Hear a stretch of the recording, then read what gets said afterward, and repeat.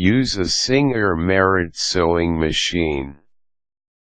Although Isaac Merritt Singer was not the inventor of the sewing machine, the improvements he made in its design was so important that even though many had had sewing machine patents way before he did, the Singer Sewing Machine Company continued to be a success until today. Its success was rooted on the practicality and the ease of use of the machine. Hence, many people adapted it for home use. If you have one at home and you have time to practice, learning how to use it is easy. Here are the steps with some suggestions on how you can use your Singer Merritt sewing machine or Singer 2402 sewing machine. Preparing the sewing machine. The first thing that you need to do is to prepare your sewing machine for use. This includes removing all the parts that can be removed and cleaning it. Make sure that you free your sewing machine from lints, dusts or leftover threads. Also, to ensure that you will be able to smoothly operate the machine, oil the parts that are moving constantly when you sew. Put back all the parts that you have removed. Turn the handwheel to check if your sewing machine is working properly. Inserting a new needle. The next thing you need to do is to put a new needle to your sewing machine. To do this, loosen the thumbscrew first before the needle can be inserted. Tighten the thumbscrew once you have inserted a new sewing machine needle. Winding the bobbin. Turn the handwheel towards you while pressing the presser foot to raise the needle in its highest position. Turn the handwheel knob towards you with your right hand to loosen it. Keep the handwheel in place by holding it with your left hand. On the spool pin, place the spool of thread while making sure that the thread retaining slit is positioned to the right.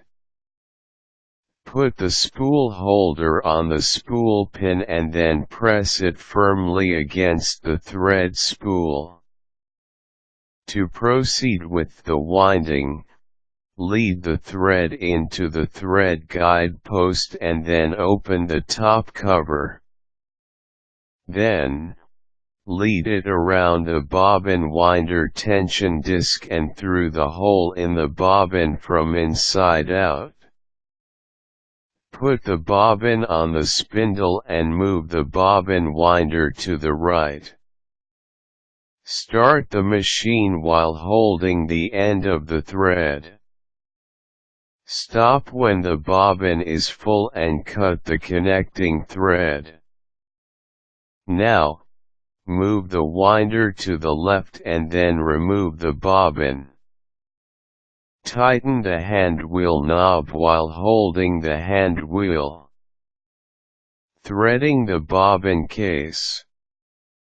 Hold the bobbin so that you will be able to unwind the thread. Pull the thread and put it in the notches present in the bobbin case. Get approximately 4 inches of the thread and draw it diagonally across the bobbin. Now, close the slide plate to allow the thread to extend to the slot located between the needle plate and the slide plate. Threading the sewing machine. Now, Locate the spool pin and then insert a spool of thread on it. Secure it in place using the spool holder. In order to release the tension in the thread, raise the presser foot. Turn the handwheel towards you to raise the take-up lever to the highest position. Snap the thread into the first thread guide post and then into the upper thread guide. Put your right hand on the thread spool and then put thread in the needle thread tension. Slide it over the metal plate located between the tension discs using your left hand. Then lead the thread to the tension wire. Put the thread in the take-up lever and guide it through the needle. Draw at least 4 inches of thread through the eye of the needle. Adjust the settings. Now you can set and put the tension of the machine to 3 or 4.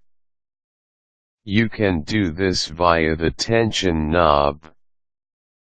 You should also be able to see a big knob in front of your sewing machine where you can set the stitch length that you like.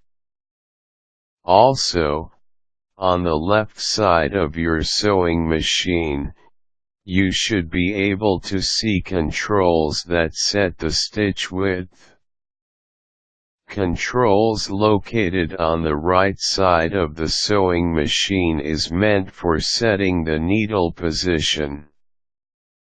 Before trying to sew clothes using your sewing machine, you can try to practice different stitch patterns with stitch cams first.